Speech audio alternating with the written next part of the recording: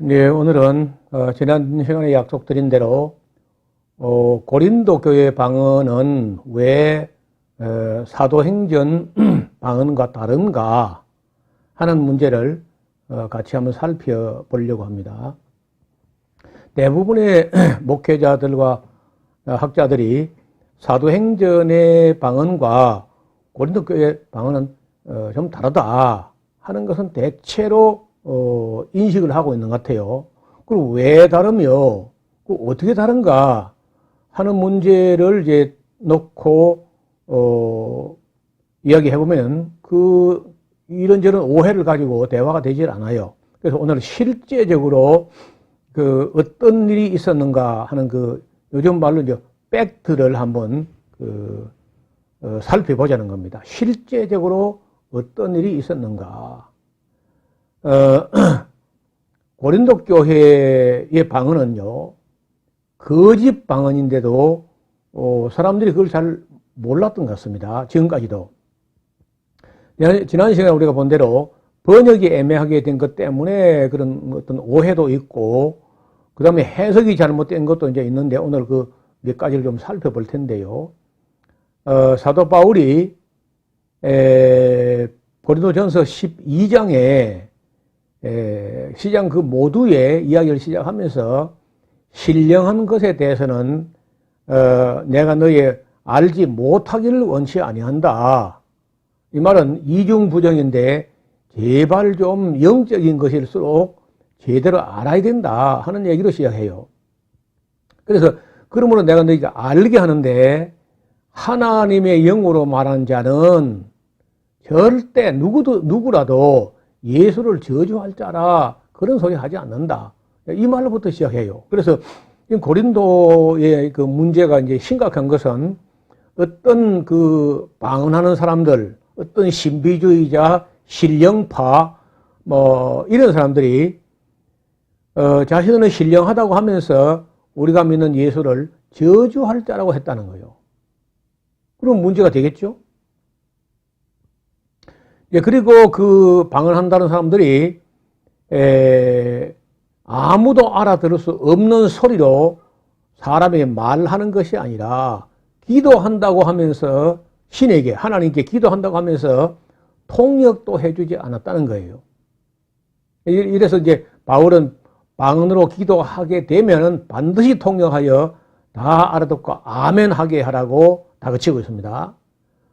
방언하는 자들의 태도와 성품에서 무슨 하나님을 높이는 것도 없고 교회 덕을 세우는 것도 없고 자기의 유익만 구하고 이런 사람들이었어요. 그래서 바울은 반드시 통역을 하라고 할 뿐 아니라 만약 통역이 없으면 교회에서 방언하지 말라고까지 합니다. 고린도 교회의 방언은 개인에게 주시는 은사가 아닐까, 외국어를 잘할 수 있는 은사가 아닐까 하고 이제 바울이 처음에 생각을 했던 것 같습니다. 문제는 고린도 교회 방언은 사도 바울이 없을 때, 즉 감독하는 사도가 없는 데서 나타난 현상이에요. 그래서 조금 더 살펴봐야 되는데, 우리가 지난번에 잠깐 조금 복습하면요, 방언이 하늘의 언어인가 사람의 언어인가? 15개 지방에서 온 사람의 언어였지 하늘의 언어가 아닙니다. 일단 성경이 말한 방언은 하늘의 언어가 아닙니다. 사람들이 파르티아, 메디아, 메소포타미아, 엘람, 가파도기아, 폰투스, 부르기아, 비두니아, 아시아, 밤빌리아, 로마, 그레데, 리비아, 애굽, 아라비아 이런 지역에서 온 사람들이 다 알아들을 수 있는 실제 언어였지 하늘의 언어 그런 게 아니에요. 성경에서도 방언을 하늘의 언어라고 말한 곳은 전혀 없습니다. 지난번에 우리가 살펴본 조금 복습하자면은 글로사라는 것은 tongues하고 이제 이 복수로 말하는데 오순절 방언, 가이사라 방언, 에베소 방언 알아듣는 사람들은 자기 지방 언어 디알렉토스 랭귀지고 알아듣지 못한 사람들에게는 글로사이스 tongues 방언이라는 겁니다. 그리고 이제 사도행전 2장 4절에 사실은 한글 성경 오역이 있는데 거기 2장 4절에 있는 방언은 글로사이스고요. 6절부터 8절에 있는 것은 디알렉토스라는 건데 이거 다 똑같이 방언으로 오역을 한 겁니다. 앞에 거는 방언은 맞고요. 2장 4절에 6절 8절에 있는 것은 방언이 아니고 언어입니다. 언어, 랭귀지, 디알렉토스.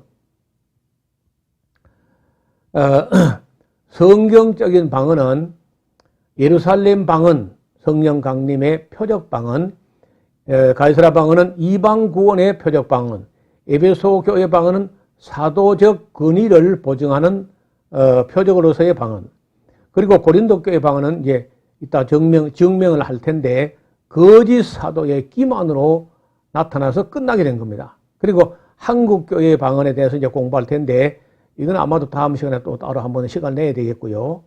방언들이 개인에게 주시는 성령의 은사라면은 개인이 그 성령의 은사를 받아 일평생 활용할 수 있어야 그래야 그 은사예요. 만약에 이게 그런 게 아니고 일순간 나타났다가 한 번이나 이게 나타나고 사라졌다고 할 때는 그거는요 은사가 아니고 표적이라는 겁니다. 그 다음에 방언이 은사인가 표적인가 하는 것은 이제 여러분이 스스로 정리를 해봐야 돼요. 그건 전혀 성경에 나타난 방언은 은사가 아니고 표적이었는데 다만 고린도 교회 방언은 그 표적도 아니고 은사도 아니고 사실은 거짓 사도들이 날조한 것으로 드러나게 되는데 오늘 그 점을 조금 살펴보려고 합니다. 왜냐하면 고린도 교회에 나타난 방언은 여러 가지가 다른데요. 그게 왜 신령하다고 하면서 방언한다고 하는 사람들이 우리가 믿는 예수를 저주할 자라고 했을까? 만약에 그들에게 임한 그 나타난 방언이 성령의 은사라고 하면은 성령의 열매도 있어야 하거든요. 성령의 열매는 첫째 사랑과 희락과 화평과 인내와 자비와 양성과 충성과 온유와 절제와 이런 여러 가지 열매가 있는데 다는 없어도 첫째 사랑이 있어야 되거든요.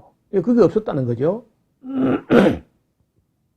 왜 고린도 교회 방언은 알아들을 수 없었을까? 또 왜 고린도 교회 방언은 알아들을 수 없는데 통역을 또 해주지 않았을까? 왜 방언이 교회에 덕이 되지 않았을까? 왜 방언한 자들이 교만했을까? 왜 방언한 자들이 무리에 행했을까? 왜 다른 곳의 방언과 달랐던 것인가? 왜 그들이 바울을 사도가 아니라고 했을까? 디모데가 왜 가서 그 문제를 해결하지 못했을까? 사실은 디모데가 갔던 후에 바울이 후속으로 고린도로 방문하는데 문전박대를 하고 교회에 들어가지 못하고 박대를 했습니다. 왜 그렇게 했을까? 나중에 디도를 보내가지고 그 문제가 해결되는데 디도는 또 어떻게 그걸 해결했을까? 그리고 고린도 교회에 거짓 방언을 전하면서 누가 이렇게 교회를 어지럽게 했을까? 이런 거 이제 우리가 공부할 필요가 있는 거거든요. 이런 그 복잡한 문제를 대부분 살펴보지도 않고 그냥 12장 10절에 사도 바울이 방언을 은사를 했다. 그 말 한마디만 가지고 그 말도 아니고 이상한 소리를 내뱉으면서 그게 하나님께 올라갈 기도라고 우기는 겁니다. 이건 매우 잘못된 거죠. 아나데마 예수스. 예수는 저주할 자라. 바울은 영적인 문제를 다루기 위해서 말을 시작하면서 맨 먼저 하나님의 영으로 말한 자라면 누구라도 아나데마 예수스. 예수는 저주할 자라. 그런 소리를 할 수 없다는 겁니다. 바울이 왜 이 말 하겠습니까? 고린도 교회 신령파 방언파 하는 사람들이 그런 소리 했기 때문에 그 문제를 다룰 때 맨 앞에 이 문제부터 딱 표처럼 걸어오기 시작해요. 하나님의 영으로 말한 자는 누구라도 예수를 저주할 자라. 아나데마 예수. 그런 소리 할 수 없다. 그래서 12, 13, 14장에 걸쳐서 다루게 될 문제는 은사 문제라고 하지만은 은사 중에 다른 은사는요 아무 문제가 안 돼요. 오직 방언만 문제가 되었기 때문에 이걸 집중적으로 다루고 있는데 아시는 대로 12장, 13장, 14장은요 3장에 걸쳐서 5페이지나 할애해가지고 이 문제를 해결하려고 했던 것입니다. 또 성령으로 아니하고는 예수님을 주시라고 할 수 없었다는 거죠. 그런데 만약 누군가 예수는 저주할 자라 하고 말하는 자들이 있었다면 틀림없이 그는 성령으로 말한 자들이 아니고 악령으로 말한 자들이다라는 그 의미를 담고 있습니다. 바울이 한 말 속에. 자, 하나님의 영으로 말한 자라면은 절대 영적인 일을 알지 못하게 하지 않습니다. 또 결코 예수를 저주할 자라 하지 않는 거죠. 반드시 예수를 그리스도라고 고백해야 돼요. 또 성령의 은사가 다양하다는 것도 알아야 합니다. 몸 가운데 분쟁이 있다는 것은 잘못된 겁니다. 방언이 최고라고 생각해서는 잘못된 거예요. 더 좋은 은사, 더 큰 은사가 얼마든지 있다. 성령의 은사는 또 거기 나오는 9가지에 그치지 않습니다. 예수는 저주할 자라 하는 자들은 결코 하나님의 영으로 말한 자가 아니다는 거죠. 예언을 하든지 방언을 하든지 무슨 신비해 보이는 은사가 있다 할지라도 또 능력이 나타나고 뭐 광명의 천사처럼 보인다고 해도 그러한 사람들은 하나님의 영으로 말하는 것이 아니라는 겁니다. 오늘날도 이 문제를 아주 분명히 해야 될 것입니다. 그리고 또 하나님의 영으로 말한 자라면은요, 언제나 성령의 열마, 즉 사랑으로 행해야 돼요. 방언을 하든지 예언하든지 사랑으로 행해야 합니다. 오래 참아야 되고 온유해야 되고 시기 질투하지 않아야 되고 자랑하지 않아야 되고 교만하지 않아야 되고 무례 행치 않아야 되고 자기 유익 굳지 않아야 되죠. 성내지 않아야 되고 악한 걸 생각하지 않아야 되고 불의를 기뻐하지 않아야 되고 진리와 함께 기뻐해야 되고 모든 걸 믿어야 되고 모든 걸 바라야 되고 모든 걸 견뎌야 됩니다. 사랑은 언제까지든지 떨어지지 않는다는 거예요. 이렇게 검증을 해보니까 고린도 교회 어떤 사람들이 방언을 하든지 뭐 예언하든지 결코 하나님의 영으로 말한 자가 아니라는 거죠. 이렇게 검증할 수 있는 겁니다. 그때나 지금이나. 왜냐하면 그들의 열매로 그들을 알 수 있게 되는 거죠. 그리고 14장은 그 사도 바울이 고린도 교회 성도들에게 은사를 활용하는 그 지침을 제시하는데, 첫째, 언제나 사랑을 쫓아 행하라. 예언을 하든지 뭐 방언을 하든지 간에. 또 방언을 하거든요. 하나님께 할 게 아니라 사람들에게 말을 하여 덕을 세우도록 해야 된다. 사람에게 말을 해야 덕을 세우고 건면하며 아니하는 거죠. 또 자기를 세우려고 하면 안 되고 교회를 세워야죠. 그리고 교회의 덕이 되기 위해서는 반드시 통역을 해야 됩니다. 통역하지 않은 방언은 헛소리가 되기도 하고 통역하지 않으면 야만적인 소리에 불과합니다. 방언을 하는 자라면 통역을 또 기도해 봐야 돼요. 방언을 알 수 없게 하고 통역하는 은사도 주지 않으면 영원히 모를 거 아니에요. 자물쇠를 주는 분 같으면 열쇠도 반드시 주는 거죠. 따라서 하나님이 방언을 주셨다면 그 방언을 통역한 통역 은사도 줄 수 있을 테니까 통역 은사도 기도해봐라 하고 기도하고 있습니다. 통역을 해서 다 알아듣고 아멘하게 해야 된다는 게 바울의 지론이죠. 그리고 지혜에 있어서는 장성한 사람이 되어야 됩니다. 그리고 방언을 한다 할지라도 다 함께 방언으로 떠들지 말아야 합니다. 방언을 한다 해도 2-3사람만 해야 되고 차례를 따라서 질서 있게 해야 돼요. 그리고 통역이 없으면 아예 방언을 교회에서 하지 말아야 합니다.